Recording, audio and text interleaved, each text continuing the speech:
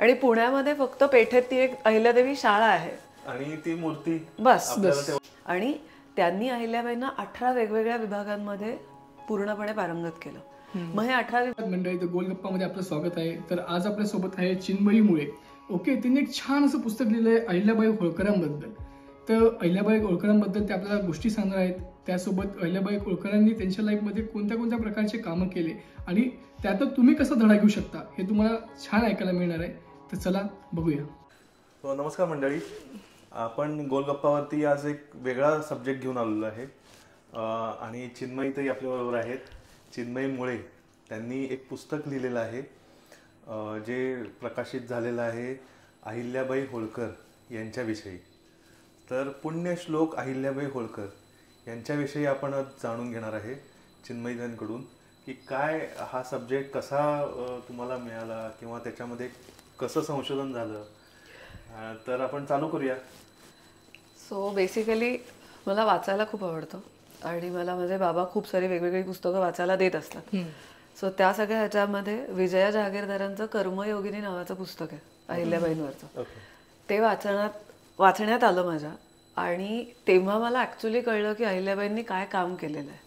त्याच्या आधीपर्यंत मला अहिल्याबाईंचा फक्त एक धडा मराठीच्या पुस्तकात कुठेतरी आला होता आणि तोही मी ऑप्शनला टाकलेला होता. त्याच्यामुळे त्यांनी काय केलंय हे काहीच माहिती नव्हतं. आणि पुण्यामध्ये फक्त पेठेत ती एक अहिल्यादेवी शाळा आहे आणि ती मूर्ती बस. बस त्याहून जास्ती आपल्याला काहीच माहिती नसतं. जीर्णोद्धार केलेला आहे म्हणजे त्या म्हणजे मंदिरं आणि मंदिरं बनवली बस एवढंच माहिती असतं.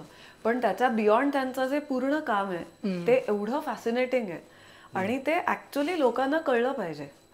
काहीच आपल्याला माहिती नाहीये. म्हणजे आपण महाराष्ट्रामधल्या त्या असून होळकर असून आपण फक्त काही गोष्टींबद्दलच विचार करतो, बाकी सगळ्या गोष्टी आपण साईडलाईन करतो. त्याच्यामुळे असं वाटलं की नाही हे सगळ्यांना कळलं पाहिजे. आणि त्याच्यामध्ये एक संधी आली पुस्तक लिहिण्याची सोशल स्टडीज फाउंडेशन कडनं. त्याच्यामुळे टीनेजर्ससाठी इंग्लिशमध्ये पुस्तक एवढ्यासाठी लिहिलंय की भारतभर ते सगळीकडे सर्क्युलेट झालं पाहिजे. कारण हिंदी किंवा मराठी म्हणलं की मग तो एरिया रिस्ट्रिक्ट होतो. त्याच्यामुळे इंग्लिशमध्ये पुस्तक एवढ्यासाठी की पूर्ण भारतभरात ते गेलं पाहिजे आणि भारतभरातल्या सगळ्या यंग लोकांनी ते पुस्तक वाचलं पाहिजे. अशी ती सगळी सुरुवात झाली. हे कधीपासून सुरुवात झाली? तशी सुरुवात झाली मागच्या वर्षी, मागच्या दिवाळीच्या आधीपर्यंत मला या संदर्भातलं काहीही माहिती नव्हतं फ्रँकली स्पीकिंग. सप्टेंबरमध्ये मी पहिल्यांदा पुस्तक वाचलं आणि त्याच्यानंतर मला विचारलं की तू लिहिशील का. म्हणलं प्रयत्न करून बघू आणि ते सुरू झाली ती जर्नी. मग त्याच्यानंतर मला नशिबाने खूप चांगली चांगली लोक भेटत गेली की ज्यांनी अहिल्याबाईंवर खूप काम केलंय आणि त्यांनी मला बरेच सारे रेफरन्स बुक्स याच्याबद्दल सांगितलं. ती सगळी रेफरन्स बुक्स वाचली, जवळपास 6000पेक्षा जास्ती पानं वाचून काढली आणि मग ते पुस्तक लिहिलंय. फक्त हे एक कन्फर्म मी त्याच्यामध्ये केलेलं आहे की पुस्तकामध्ये एकही रेफरन्स ज्याचा नाही अशी कुठलीही गोष्ट त्याच्यामध्ये नाही. सगळ्याला हिस्टॉरिक रेफरन्सेस आहेत. आता अहिल्याबाई होळकर तर त्यांचं एक बुक आहे. ओके, तर याच्याबद्दलची काही समरी किंवा त्याच्याबद्दलचं इन डिटेल की त्यांचं काम कसं होतं किंवा काय. सो बेसिकली त्यांचा जन्म चौंडी नावाच्या गावामध्ये झाला. नगरच्या जवळ गाव आहे ते, अहमदनगरच्या जवळ. आणि आता सुद्धा त्याची लोकसंख्या 2000पेक्षा जास्ती नाहीये. इतकं लहान गाव आहे.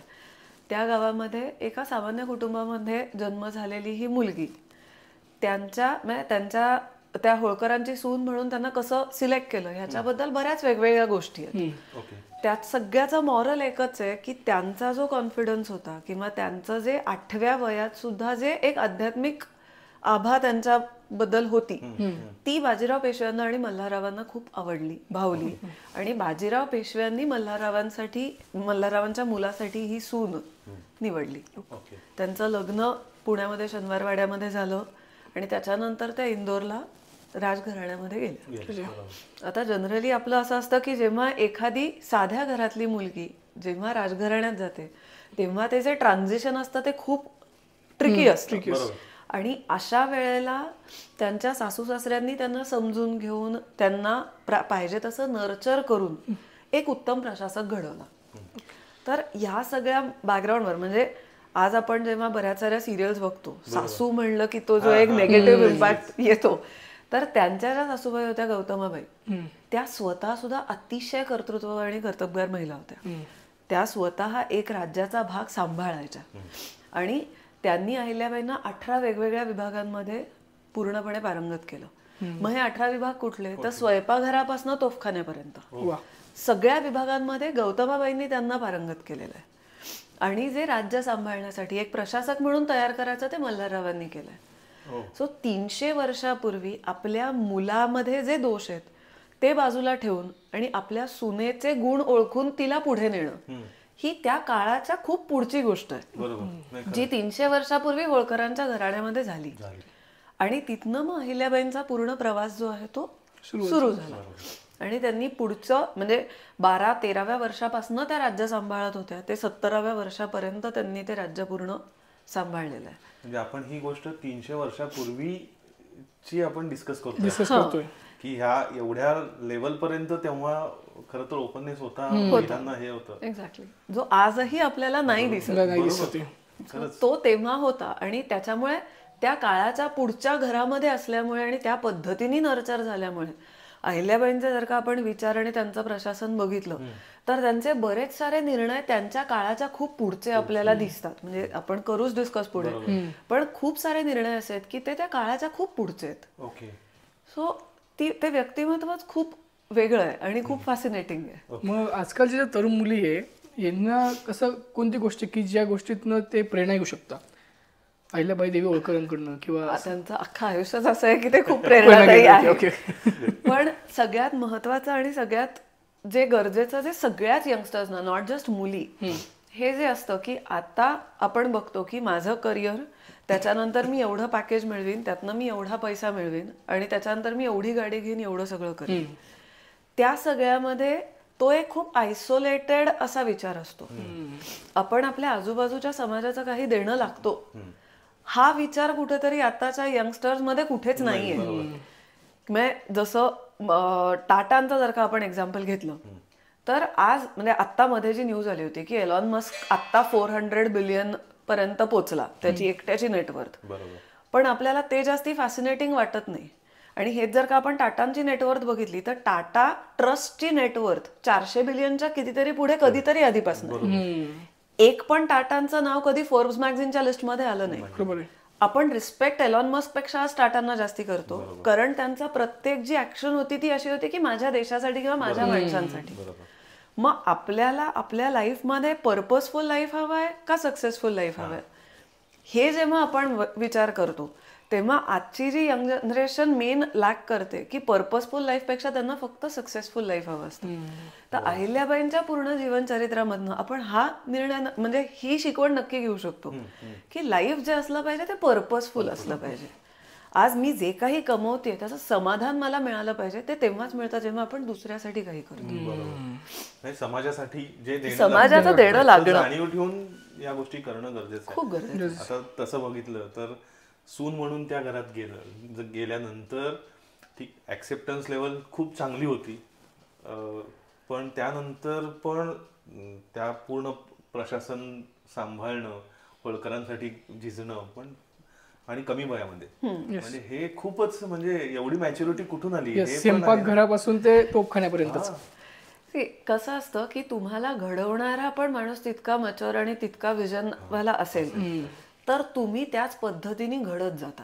आता एक खूप छोटीशी एक गोष्ट आणि खूप छान उदाहरण आहे की तुम्ही जे आधीच्या प्रश्नाबरोबर ते संलग्नलंय की त्या 15 वर्षाच्या होत्या आणि त्या सांभाळत होत्या दफ्तर.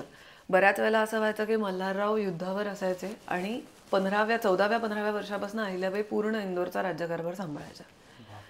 आणि म्हणजे पत्र देऊन त्यांचं कॉन्टॅक्ट चालू असायचा. 15 वर्ष, 14 ते 15 वर्ष. मल्हारराव त्यांना पत्र लिहून सांगत राहायचे की काय करायचंय काय नाही, पण ऍक्च्युअल तिथे बसून जे ऍडमिनिस्ट्रेशन बघायचं ते अहिल्याबाई बघायच्या. मग अशा वेळेला एकदा काय झालं की त्या जेव्हा असंच दफ्तरामध्ये बसल्या होत्या आणि त्यांच्याबरोबर कर्मचारी होते दफ्तरातले, तर अशा वेळेला त्यांचे पती खंडेराव होळकर ते अचानक तिथे आले. आता खंडेरावांची बॅकग्राऊंड अशी आहे की ते बऱ्यापैकी व्यसनाधीन असायचे आणि ज्या भाषा आता आपण ज्याला स्पॉइल्ड ब्रॅट हे जे म्हणतो त्या कॅटेगरी मधलं ते होतं. तर ते आले आणि ते म्हणाले की मला माझे पैसे संपलेत, मला पैसे हवेत. आता सुभेदाराचा मुलगा आहे, बरोबर, बाजीरावांचा सुभेदार, बाजीराव पेशव्यांचा सुभेदाराचा मुलगा, तोपर्यंत त्यांना मल्हाररावांनी पण कधी कुठल्या गोष्टीसाठी नाही म्हणलं नव्हतं. पण मल्हाररावांनी अहिल्याबाईंना सांगितलं होतं की हिशोब जो पाहिजे तो चोख पाहिजे आणि जो खजिना ज्याच्यासाठी आहे त्याच्यासाठीच त्याचा उपयोग झाला पाहिजे. आता हा एक्सपेन्स म्हणलं तर पर्सनल आहे, कारण तो त्यांना पर्सनल गोष्टींसाठी हवा आहे.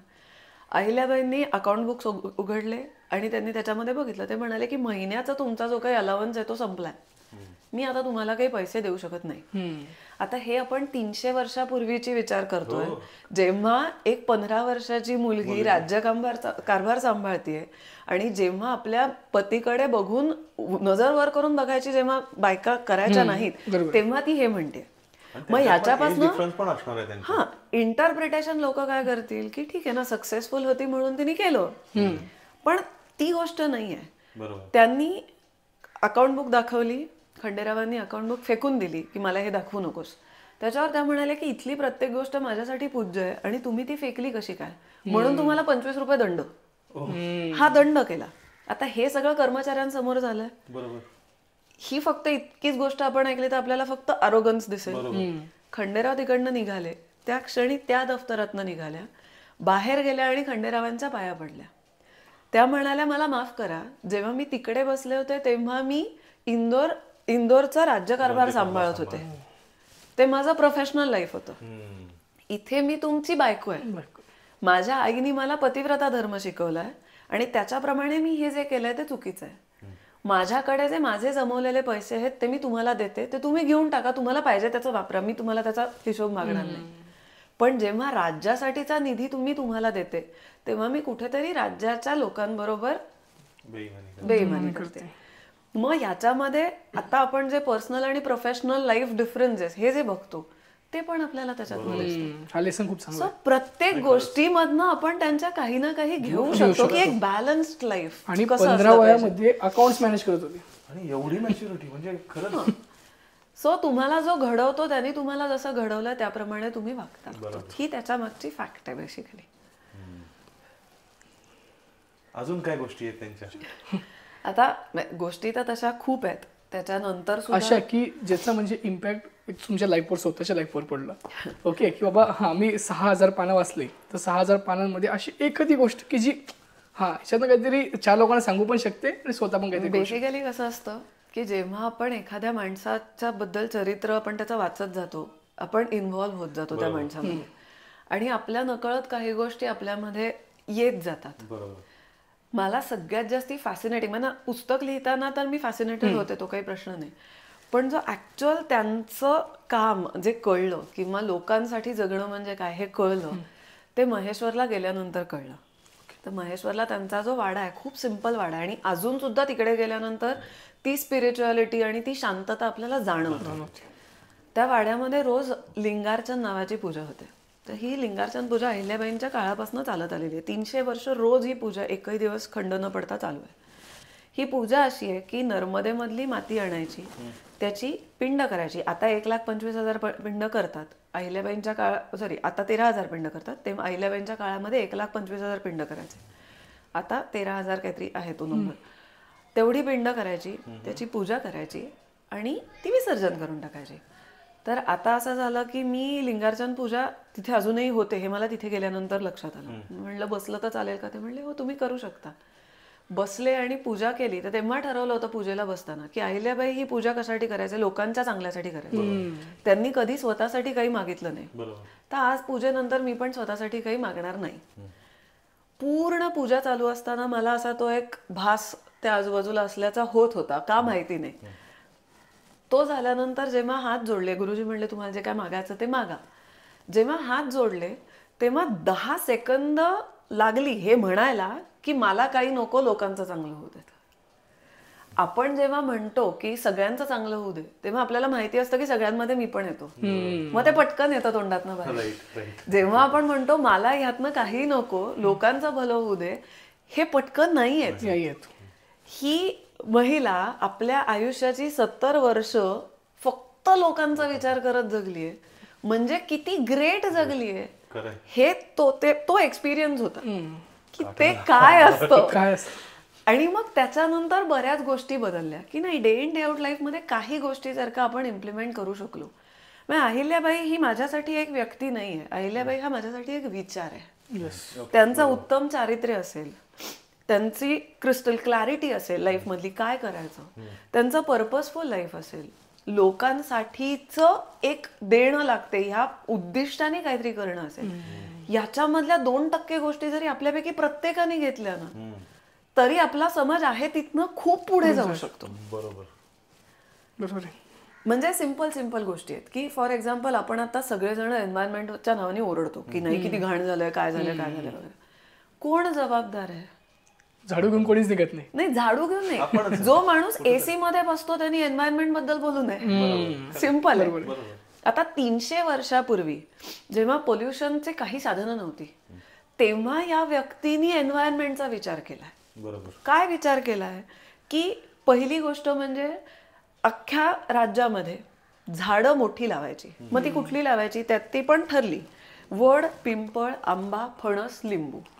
मग हीच झाडं का फक्त मोठी वाढतात म्हणून नाही, ही झाडं जमिनीमधलं पाणी धरून ठेवतात, पाण्याची लेवल वाढते. त्यांच्या 30 वर्षाच्या राज्यकाळात भारतभरामध्ये बऱ्याच ठिकाणी खूप ठिकाणी दुष्काळ पडल्याचे रेफरन्सेस आहेत. त्यांच्या राज्यात एकदाही दुष्काळ पडलेला दिसत नाही या मॅनेजमेंटमुळे.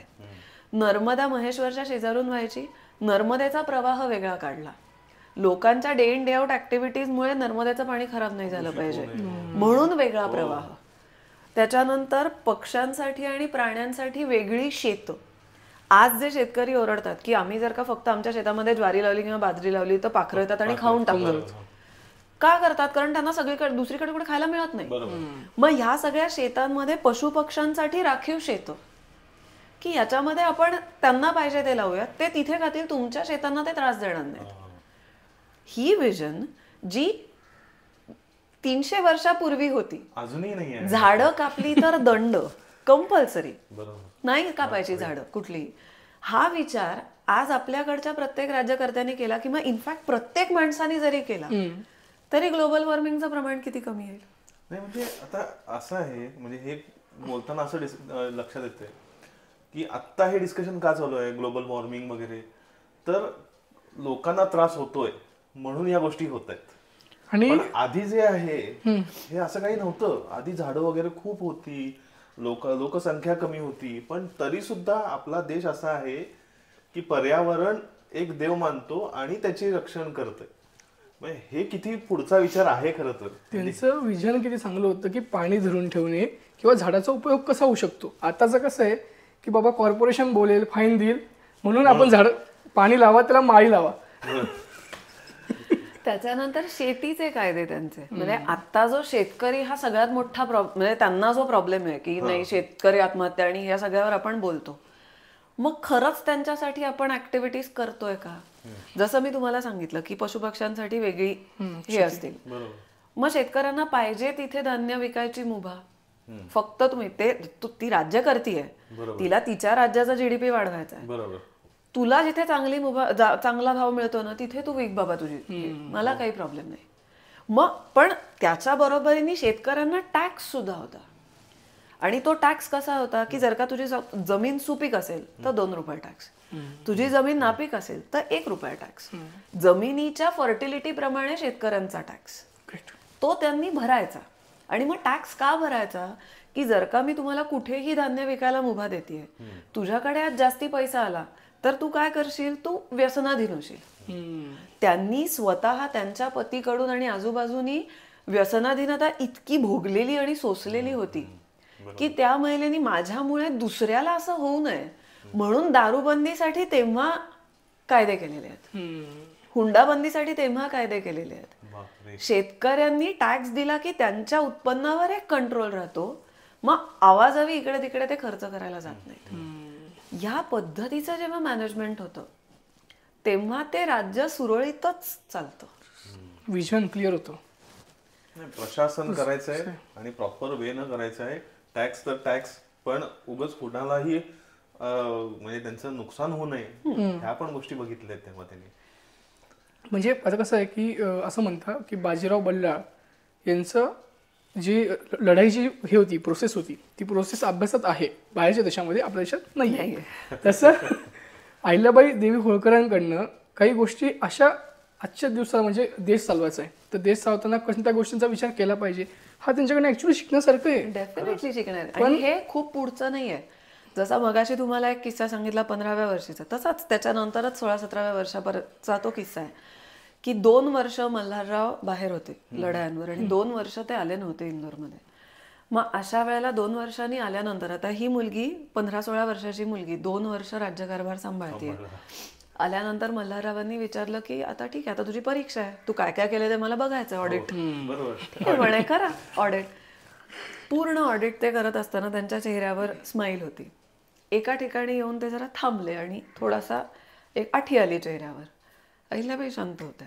नंतर विचारलं की काय झालं काय, तर ते म्हणाले की मला मागच्या वर्षाच्या शेती कर आणि ह्या सगळ्याच्यामध्ये थोडीशी गडबड दिसते.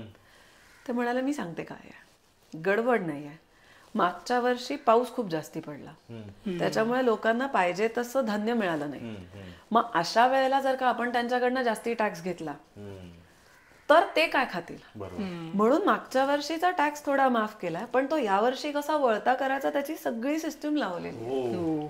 आता हे 15-16 वर्षाची मुलगी जेव्हा म्हणते आपल्याकडे टॅक्स वाढतच जातो, असं नाही की बाबा एखादा जण म्हणजे तशी सध्या परिस्थिती खराब आहे तर टॅक्स कमी करणार, असं नाहीये, टॅक्स वाढतच चाललाय. पण हे वय वर्ष 16 मध्ये ही मॅच्युरिटी आहे. मग त्यांनी केलेले कायदे जर का आपण बघितले, आपण आता दुसरा अजून एक जो विषय असतो वुमन एम्पॉवरमेंटचा, इक्वालिटी आणि वुमन एम्पॉवरमेंट. माझ्या दृष्टीने जी महिला स्वतः एम्पॉवर्ड आहे तीच दुसऱ्याला एम्पॉवर करू शकते. आता त्यांचं ट्रेनिंग एका अतिशय कर्तबगार महिलेकडनं झालेलं आहे. त्या स्वतः सासू त्या स्वतः तितक्या कर्तबगार आहेत. मग त्या विचार काय करतायत की ठीक आहे, मी इंडिपेंडंट आहे, मी तेवढी पॉवरफुल आहे, तर मी माझ्या समाजातल्या प्रत्येक महिलेला तेवढं पॉवरफुल करायचा प्रयत्न करेन. मग त्यांनी जे विधवांसाठी केलेले कायदे आहेत की तेव्हा असं होतं की एखादी महिला जर का विधवा झाली पुत्र नसताना, तर तिची जी सगळी काही संपत्ती आहे तिला अधिकार नव्हता कोणाला दत्तक घ्यायचा याचा. हा तिचा अधिकार नसायचा. आणि तिला दत्तक घेतल्यानंतर पण काही फीज सरकारला द्यायला लागायच्या.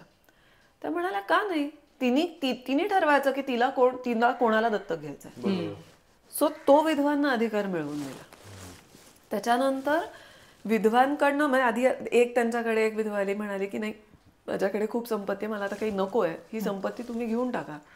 त्या म्हणाल्या होळकरांच्या खजिन्यामध्ये भरपूर संपत्ती आहे, तू होळकरांना संपत्ती देण्याच्या ऐवजी तुझ्या संपत्तीनी जी सोशल वर्क चालू आहे ते तू कर, कॉन्ट्रीब्युशन. म्हणजे समाजातल्या प्रत्येक घटकाला आपली विजन देणं. कारण नाहीतर नेत्याला खूप विजन आहे, पण ती जर का समाजात पर्कोलेटेड नसेल तर समाज पुढे नाही जाऊ शकत. मग माझी जी विजन आहे ती मी प्रत्येक माणसाला देईन, म्हणजे तो पण ते संस्कार पुढे नेईल. ही खरी एम्पॉवरमेंटची डेफिनेशन आहे. मग महेश्वरी उद्योग जे आहेत सगळे, म्हणजे महेश्वरी विणकाम आणि महेश्वरी साड्यांचा जो उद्योग आहे 300 वर्षापूर्वी सुरू झालेला आहे. लुई विटॉन 1800 मध्ये आलं. महेश्वरी त्याच्या आधीपासून आणि अजूनही इंटॅक्ट आहे. मग महेश्वरी साड्यांचा उद्योग कोणासाठी, त्या महिलांसाठी ज्यांचे नवरे युद्धात धारातीर्थी पडलेत. मग त्यांना घर चालवायला काहीतरी पाहिजे, म्हणून महेश्वरी साड्या. मग विणकर बोलवले सगळीकडनं, त्यांना ट्रेनिंग दिलं. व्हेंचर कॅपिटलिझम, शार्क टँक आता करायला लागलं, त्यांनी 300 वर्षापूर्वी केलं. कर्नाटकमध्ये दुष्काळ पडला होता, कर्नाटक मधले कॉटन व्हिवर्स त्यांनी महेश्वरमध्ये आणले की तुम्ही या, मी तुम्हाला देते ना बिझनेस पूर्ण मिळून. वेगवेगळ्या लोकांना स्वतःच्या खाजगीच्या पैशामधनं लोन देणं, कमी इंटरेस्ट रेटनी लोन देणं की तुम्ही बिझनेस करा, मी तुम्हाला तुमच्या बरोबर आहे. सगळीकडनं आपल्या समाजाचा उद्धार. काय बिझनेस माइंड होतं किंवा काय खरंच. आता हे राजघराणा कुठे, म्हणजे राजघराणा आता आहे? हो, होळकर राजघराणा आहे, अजूनही आहे. तिकडे गेल्यानंतर तुम्हाला काय जाणवलं, म्हणजे ते सगळं जतन करून ठेवलंय त्यांनी कसं? नाही, ते आहे असं की महेश्वरच्या वाड्याचा काही भाग जो आहे तो पर्यटकांसाठी ओपन आहे, काही भागामध्ये हॉटेल आहे, तर ते हॉटेलमध्ये बऱ्यापैकी भाग गेलेला आहे. पण जो भाग अवेलेबल आहे तो पण आपल्याला इतकं सांगतो. मग आता जे हे राजघराणं आहे, याच्यात सॉरी पण एक प्रश्न आहे की राजघराणं हे गव्हर्नमेंटकडे का फॅमिलीकडे? नाही, त्यांची जी प्रॉपर्टी आहे ती घराण्यातच राहते. म्हणजे त्यांचं बेसिकली काय होतं, होळकरांची जी संपत्ती होती ती 2 भागांमध्ये होती. एक असायचा खाजगीचा खजिना आणि दुसरा होता दौलत. तर याचा अर्थ काय असतो की दौलत म्हणजे हे सगळे लोक जाऊन लुटी ज्या करून आणायचे वेगवेगळ्या ठिकाणी, किंवा त्यांच्या अंडर जो काही एरिया होता त्याचा जो टॅक्स यायचा तो दौलत असायचा. मग त्याच्यामधनं सैन्याचा खर्च असेल, राज्य चालवण्याचा जो खर्च असेल तो दौलत. खाजगी म्हणजे काय, होळकर घराणं धनगर समाज येतो. खूप सुंदर प्रथा आहे धनगर समाजामध्ये की पती जो काही कमवतोय त्याच्यातला 1/4 हिस्सावर बायकोचा संपूर्ण अधिकार आहे. त्याच्याबद्दल तिला कोणी विचारणार नाही तू त्याचं काय करतेस. त्याच्याच अंतर्गत गौतमाबाईंनी पण बाजीरावांकडनं जहागीर त्यांना मिळाली होती. आणि त्याच्या पुढे ते असं चाललं की प्रत्येक जी सगळ्यात मोठी सून असेल, पुढची मोठी सून, तिला ही खाजगीची प्रॉपर्टी तिला मिळेल. तर असं करत करत ती खाजगीची अजूनही प्रथा तीच आहे की जी मोठी सून आहे तिला ती खाजगीची पुढे इनहेरिट होते प्रॉपर्टी. तर ह्या सगळ्यामध्ये अहिल्याबाईंना जेव्हा मल्हारराव गेले तेव्हा 16 कोटीची प्रॉपर्टी मिळाली खाजगी. 300 वर्षापूर्वी 16 कोटीची प्रॉपर्टी ही त्यांची प्रायव्हेट प्रॉपर्टी होती. आणि प्लस त्यांना जो ऍडमिनिस्ट्रेशनसाठी प्रदेश मिळाला तो होता एवढा की त्याच्यामधनं 75 लाख रुपये टॅक्स यायचा. आता अहिल्याबाईंनी त्याच्यानंतर 28 वर्ष राज्य केलं. त्या 28 वर्षामध्ये त्यांनी तो टॅक्स 75 लाखावरनं 1,05,00,000 नेला. एवढे बिझनेसेस त्यांनी डेव्हलप केले. या पद्धतीने त्यांनी रेव्हेन्यू जनरेशन केलं. आणि ही जी 16 कोटीची प्रॉपर्टी आहे ह्याचं काय केलं, ती ज्या दिवशी मिळाली त्या दिवशी त्याच्यावर तुळशीपत्र ब्राह्मणांसमक्ष ठेवलं आणि प्रतिज्ञा घेतली की हे जे मला काही ईश्वराने दिलेलं आहे ते माझ्यावर एक लोन आहे, कर्ज आहे, ते मी कसं चुकवीन माहिती नाही.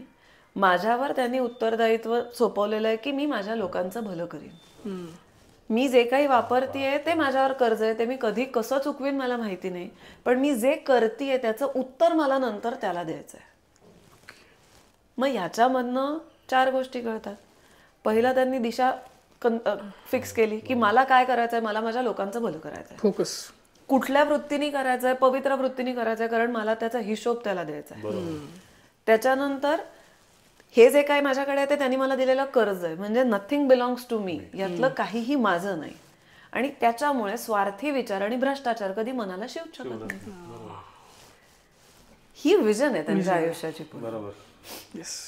तुम्ही म्हणता ते विचार खरंच विचारच आहेत हे. मग हा विचार 5% जरी आपण आपल्यामध्ये इम्प्लिमेंट केला तरी आपलं आयुष्य खूप वेगळ्या पद्धतीने चेंज होतं. बरोबर. म्हणजे आता हे पुस्तक समजा एखाद्याला वाचायचं असेल तर कुठे मिळू शकतं? ते अमेझॉनवर पण अवेलेबल आहे. आणि हिंदू ई शॉप म्हणून एक साईट आहे, त्याच्यावरनं भारतभरात सगळीकडे ते जाते. अमेझॉनवरनं ते एरिया जरा रेस्ट्रिक्टेड आहे, त्यामुळे अमेझॉनवरनं सध्या फक्त पुण्यात डिलिव्हर होत आहे. आता जस्ट आहे की त्यांचे मिस्टर हे लवकर त्यांच्यापेक्षा एक्सपायर झाले, बरोबर. मग त्यावेळेला सतीचं प्रथा होती ना? होती. मग तरी सुद्धा हे कसं? ते असं होतं की खंडेरावांचा मृत्यू जेव्हा कुंभेरीला झाला तर तेव्हा अहिल्याबाईं सती जाणार होत्या, कारण ती होळकरांच्या घराण्यामध्ये ती प्रथा होती. त्यांच्या बरोबरीने खंडेरावांच्या अजून 2 बायका होत्या. सो लग्नाच्या या 3 बायका अशा सती जाणार असं ठरलं होतं. सती वस्त्र घालून अहिल्याबाई बसलेल्या होत्या. त्यांचं ठरलं होतं की मी पहिली पत्नी आहे, मी सती जायचं. तेव्हा त्यांना 2 मुलं होती, मुक्ता आणि मालेराव. तर आता हा प्रसंग असा आहे की त्या सती जायचं म्हणून तयार आहेत, बसल्यात. अशा वेळेला मल्हारराव आणि गौतमाबाई त्यांच्यापाशी आले. मल्हारराव धायमुकलून रडायला लागले आणि त्यांनी सांगितलं तू सती जाऊ नकोस, तू सती जाऊ नको, या निर्णयाची जबाबदारी मी घेतो. समाजात तुला जे काय होईल मी तुझ्याबरोबर उभं राहीन. आता त्याच्या वेळेला त्यांनी जे बोललेलं वाक्य आहे ते वाक्य खूप सुंदर आहे. त्यांचं म्हणणं की या म्हाताऱ्याला उन्हाळा करून काय जातेस, तू गेलीस तर होळकर साम्राज्य कोण सांभाळील. आजपासून मी असं समजीन की माझी अहिल्या गेली, माझा खंडू जिवंत आहे. आता ह्याच्यावरनं अगेन जर का कोणी वरवर बघितलं तर असं म्हणेल की असं कसं काय म्हणू शकतो हा माणूस की अहिल्या गेली खंडू जिवंत, असं मी समजीन, म्हणजे सून गेली तरी चालेल, मुलगा पाहिजे. त्याचा अर्थ असा आहे की आजपासून मी तुला माझ्या मुलाला जे अधिकार आहेत ते सगळे अधिकार मी तुला देतो. माझा मुलगा एक राज्यकर्ता म्हणून जे करणार होता ते सगळे अधिकार मी तुला देतोय.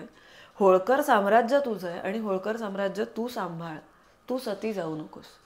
सो मल्हाररावांनी त्यांना 30व्या वर्षी सती जाण्यापासून थांबवलं आणि त्यांनी सासू सासऱ्यांची आज्ञा शिरसावंद मानली आणि त्याच्यानंतर त्यांनी पूर्ण 30 वर्ष राज्यकारभार सांभाळला. ही जी सती पद्धत थोडी डिस्क्राईब कराल का, म्हणजे कशी होती काय? सती पद्धत बेसिकली अशी होती की त्या काळी काही घराण्यांमध्ये ती होती, सगळीकडे ती नव्हती. शिंद्यांच्या कोणीही पत्नी सती गेलेली आपल्याला दिसत नाही, ते घराणं स्पेसिफिक होती. सती म्हणजे असं असायचं की पतीच्या निधनानंतर जी महिला आहे ती पतीचं डोकं आपल्या मांडीवर घेऊन चितेवर बसायची आणि जिवंत जळायची, अशी ती पद्धत होती.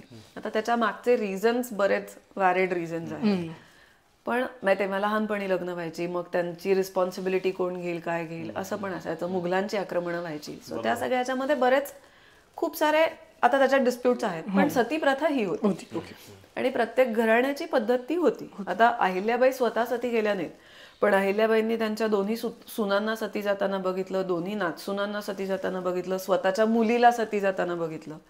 त्या ह्या कशालाही थांबू शकल्या नाही, पण त्या स्वतः मात्र सती गेल्या नाहीत आणि त्यांनी संपूर्ण राज्य सांभाळलं. किती खंबीर व्यक्तिमत्व आहे हे पण आहे.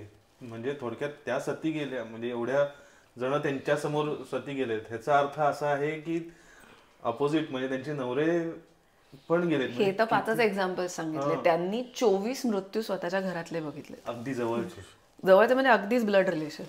पहिले पती, त्याच्यानंतर सासूबाई, त्याच्यानंतर सासरे, त्याच्यानंतर मुलगा, त्यानंतर नातू, जावई आणि मुलगी, म्हणजे हे क्लोज रिलेशन. आणि ह्या सगळ्या पुरुषांबरोबर त्यांच्या ज्या बायका होत्या त्या अशा सगळे मिळून 24 मृत्यू त्या बाईंनी स्वतःच्या डोळ्यांनी पाहिले. आणि दुसऱ्या दिवशी बाहेर येऊन त्यांनी परत राज्यकारभार चालवलेला आहे जसाच्या तसा. हे सगळ्यात मोठं दुःख असतं की एखाद्या आईवडिलांसमोर त्यांचा मुलगा जाणे हे सगळ्यात मोठं दुःख असतं, आणि ते दुःख त्यांनी म्हणजे दुसऱ्या दिवशी गेला, मुलगी गेली, नातू गेला, नवरा गेला, सासरे गेले, म्हणजे जे सगळे रक्तातले लोक आहेत ते सगळे त्यांनी, म्हणजे आपल्या आजूबाजूचा एक व्यक्ती जर का मृत्यू झाला त्याचा, तर आपण हालून जातो, आपण वर्षभर त्यातनं बाहेर येत नाही. आणि त्या दुसऱ्या दिवशी तिसऱ्या दिवशी येऊन पूर्णपणे राज्यकारभार बघतायत. डिटर्मिनेशन, कारण मला काय करायचंय हे माहिती आहे. प्रशासन मेन, माझी प्रजा महत्वाची, माझं लाईफ नाही. प्रजालाच परिवार समजलं होतं. म्हणजे त्याच्यामध्ये अजून एक जे सुंदर उदाहरण आहे की आता जे कास्टिझम आणि ह्या सगळ्यांना घाणेरडं पॉलिटिक्स होतं, त्यांना पण अहिल्याबाईंकडनं शिकण्यासारखं काय आहे की अहिल्याबाईंच्या महेश्वरच्या वाड्यात रोज 300 जणांची पंगत बसायची. या 300 जणांच्या पंक्तीमध्ये कोण कोण होतं? संडास बाथरूम साफ करणाऱ्या माणसापासनं, त्या कर्मचाऱ्यापासनं ते दफ्तरामध्ये किंवा ऍडमिनिस्ट्रेटिव्ह ऑफिसमध्ये काम करणारे सगळे लोक, अहिल्याबाईंच्या घरातली सगळी माणसं आणि स्वतः अहिल्याबाई, असे सगळे एकत्र जेवायला बसायचे रोज. त्यामुळे लोकांना ही व्यक्ती आपल्यापासून खूप लांब वाटलीच नाही, ती आपल्यातलीच एक वाटली. आणि त्याच्यामुळे लोक त्यांच्यासाठी गोष्टी करायचे. त्यांनी लोकांचे आयुष्य परिवर्तन केलेलं आहे अपसाइड डाऊन. म्हणजे आता याचा तुम्हाला मी एक एक्झाम्पल सांगते की आता मध्येच बोलण्यामध्ये आलं, गयेला विष्णुपाद नावाचं मंदिर आहे. तर विष्णुपाद मंदिराचं म्हणजे हे मी कशासाठी एक्झाम्पल देते की त्यांचं काम आणि त्यांना मानणारे लोक फक्त त्यांच्या राज्यात नाही आहेत तर देशभरात आहेत, ह्याचं एक्झाम्पल आहे. तर त्या गयेला गेल्या होत्या मल्हाररावांच्या श्राद्धासाठी, तेव्हा त्यांना ते विष्णूचा पायाचा चिन्ह असलेला दगड एकाने दाखवला की हे विष्णूचा पाय आहे, पावलाचा छाप आहे, ठसा. तर त्या म्हणाल्या ना इथे मंदिर झालं पाहिजे, आणि म्हणून त्यांनी मंदिर बांधायची आज्ञा दिली. मग त्या म्हणाल्या की मंदिर चांगलं बांधणारे लोक कुठनं मिळतील? राजस्थानमधनं मिळतील. तर त्या गेल्यात गयेला, त्यांनी पत्र पाठवलं राजस्थान आणि जयपूरमध्ये की तुम्ही या आणि इथे मंदिर बांधा. त्यांच्या एका पत्रावर राजस्थानमधनं 300 कुटुंब गयेला आली. ते त्यांचं राज्य पण नाहीये, त्या माळव्यात आहेत, आणि तिकडनं 300 कुटुंब आली. आपल्या घरातल्या एखाद्याची ट्रान्सफर झाली तरी आपल्याला वैताग येतो. अशी 300 कुटुंब त्यांच्या एका सांगण्यावर आली. पण फक्त तेवढी नाही आहेत, त्या कुटुंबांच्या संरक्षणासाठी 150 जाट कुटुंब त्यांनी तिथे आणली आहेत आणि हे फक्त अहिल्याबाईंच्या एका शब्दावर करतायत लोक. त्यांनी मनात आणलं आणि लोकांनी त्यांना ते करू दिलं. एवढी त्यांच्या शुद्ध चारित्र्याची शक्ती होती जी देशभरातल्या सगळ्या लोकांना माहिती होती आणि आज ती माहिती नाहीये. बरोबर आहे. अहिल्याबाई होळकरांकडनं म्हणजे आजच्या दिवसाला असं कोणी व्यक्ती म्हटलं की असं कोणामध्ये दिसते ही छाप थोडी, जो तुम्ही जसं पहिलं नाव घेतलं रतन टाटा, सेम म्हणजे कर्मचाऱ्यांसोबत सहज बसून कोणती गोष्ट करणे. त्यांनी नानो जेव्हा रिलीज केली तेव्हा पीपल्स कार म्हणून केली. It's not me, it's for people. सगळ्यांना अफोर्ड करता आली पाहिजे. इलॉन मस्कने पण त्याच्या एका इंटरव्ह्यू मध्ये हे नाव घेतलं होतं की हा जो माणूस आहे हा खूप विजनरी आहे आणि हे विचार कुठून तरी आलेले आहे. पण हे फक्त रतन टाटांचं नाहीये. तुम्ही अख्खी टाटा लेगसी जर का बघितली तर 1903 पासनं चालू आहे. 1903 मध्ये हे असेल ताज असेल, त्याच्यानंतर IISc बँगलोर असेल, TIFR असेल, हे सगळं टाटांनी, NCPI असेल, हे सगळं टाटांनी देशाला दिलेलं आहे ना. PF त्यांनी जाणलं. सो हे त्यांनी लोकांसाठी केलेलं आहे आणि ही इट्स इन द ब्लड. हे फक्त रतन टाटांमध्ये नाहीये, हे सुरुवातीपासून पूर्ण ती लेगसी आहे. तर ही लेगसी कुठेतरी म्हणलं ना की ते संस्कार असतात. जसे मल्हारराव गौतमाबाईंमधनं ते अहिल्याबाईंमध्ये आले, सो तसे ते होत जातात पुढे संस्कार. आणि युद्ध वगैरे ह्याच्यामध्ये काही त्यांनी मुत्सद्दी दाखवली आहे? हो, असे दोन, म्हणजे त्यांना युद्धाला सामोरा जायला लागलं असे 2 प्रसंग आहेत त्यांच्या पूर्ण 28. बेसिकली अहिल्याबाईंचं म्हणणं असं होतं की युद्ध हे नसलंच पाहिजे. जेवढी शांतता असेल तेवढी डेव्हलपमेंट चांगली होईल. त्यामुळे त्यांच्या पूर्ण कार्यकाळात त्यांनी आपणहून जाऊन कुठे युद्ध केलंय असं कुठेच नाहीये. आता अहिल्याबाई युद्ध कौशल्यामध्ये आणि तोफखान्यामध्ये पण निपुण होत्या. तर त्यांनी भानपुऱ्याला, अजून सुद्धा भानपुऱ्याला त्यांच्या त्यांनी तयार केलेल्या तोफखान्याचे रिमेन्स आहेत. तर हा भानपुऱ्याचा जो तोफखाना आहे त्याची मॅनेजमेंट कुठल्या लेव्हलपासून त्यांनी केली आहे, कुठल्या प्रकारच्या तोफा बनवायच्या, त्याच्यासाठी किती मेटल लागेल, त्याचा जो गोळा असेल त्या गोळ्याचं वजन किती असेल, त्याचं वजन किती असेल तर तो किती लांब जाईल, तो किती डिस्ट्रक्शन करेल, हे तर ठीक आहे, हे टेक्निकल गोष्टी बेसिक. याच्या पलीकडे जाऊन कुठल्या तोफेचं तयार झाल्यावर वजन किती होईल, ती वाहून नेण्यासाठी किती बैलगाड्या लागतील, त्याच्यासाठी किती बैल लागतील, त्या बैलांना किती चारा लागेल, इतपत मॅनेजमेंट. युद्ध कौशल्य म्हणाल तर चंद्रावत जाटांनी त्यांच्यावर जेव्हा आक्रमण केलं आणि तो असा होता की याच्या आपल्या माळव्याच्या उत्तरेला राजपुताना जो आहे तर तिथे चंद्रावतांचा भाग होता. तर तो आधी तिथे माधवसिंग म्हणून होता. तर त्या माधवसिंगांनी मल्हाररावांना तो जो भाग होता पूर्ण तो दिलेला होता, गिफ्ट म्हणून दिला होता.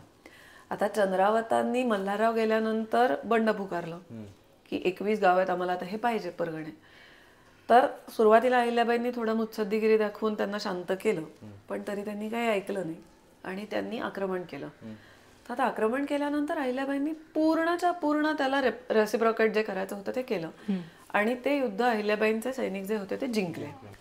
ते जिंकल्यानंतर जेव्हा ईश्वरी सिंगाला आणि सोरबसिंग जाटाला पकडून आणलं, त्या सोरबसिंग जाटाला त्यांनी तोफेच्या तोंडी दिलं की तू चुकलास म्हणून तुला हे. दुसरा जो प्रसंग त्यांच्या मुत्सद्दीपणाचा येतो तो येतो राघोबा दादांच्या बाबतीतला. राघोबा दादा पेशवे, ते त्यांना पेशवेपद मिळालं नाही, माधवरावांना मिळालं होतं, त्याच्यामुळे ते चिडलेले होते.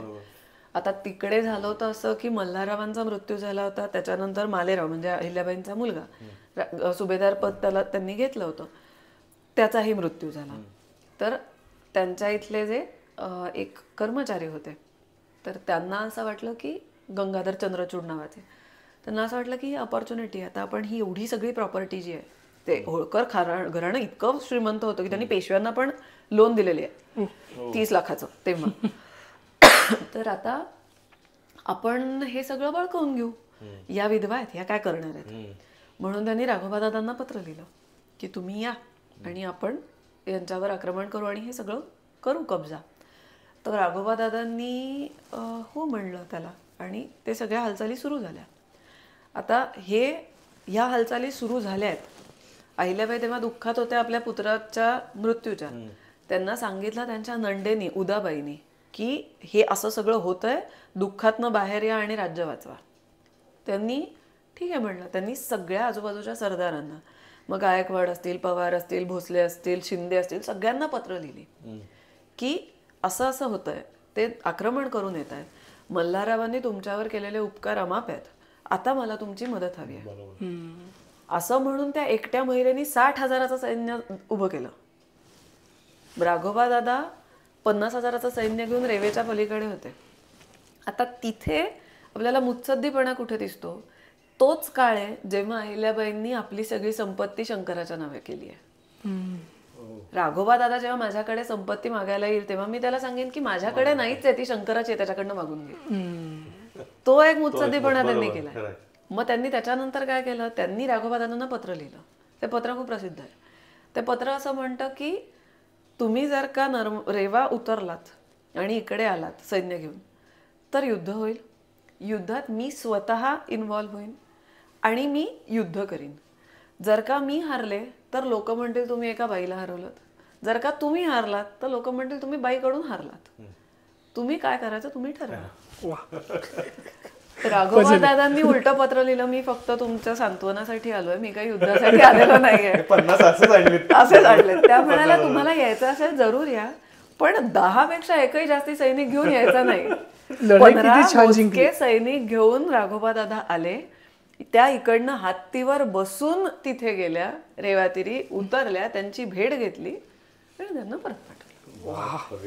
हे युद्ध कौशल्य. कौशल्य म्हणजे खूपच छान आहे. कौशल्य डिप्लोमसी, तलवार बाहेर न काढता केलेलं युद्ध आहे. तल्लख बुद्धी. तर या गप्पा अशाच चालू असतील. आपण अहिल्याबाई होळकरांबद्दल अजून पुढे अशाच काही गप्पा करू अशी माझी इच्छा आहे तुमच्यासोबत, की गप्पा होतील अशा पुढे. ओके, तर आपण इथे आता थांबतोय. तर कसं वाटलं तुम्ही सांगा कमेंटमध्ये की तुम्हाला कसं वाटलं. आणि ह्या पुस्तकाची पण आम्ही लिंक टाकू डिस्क्रिप्शनमध्ये, किंवा हे पुस्तक कोणाला पाहिजे असेल तर तुम्ही आम्हाला जीमेलला पाठवू शकता, मेल करू शकता की कुठे मिळेल किंवा काय. सो आम्ही तुम्हाला सांगू. आणि अशाच वेगवेगळ्या गप्पा आपण मारणारच आहोत, वेगवेगळे सब्जेक्ट्स घेऊन येणार आहोत. तर चॅनलला सबस्क्राईब करायला विसरू नका. येस, नक्की. तर धन्यवाद.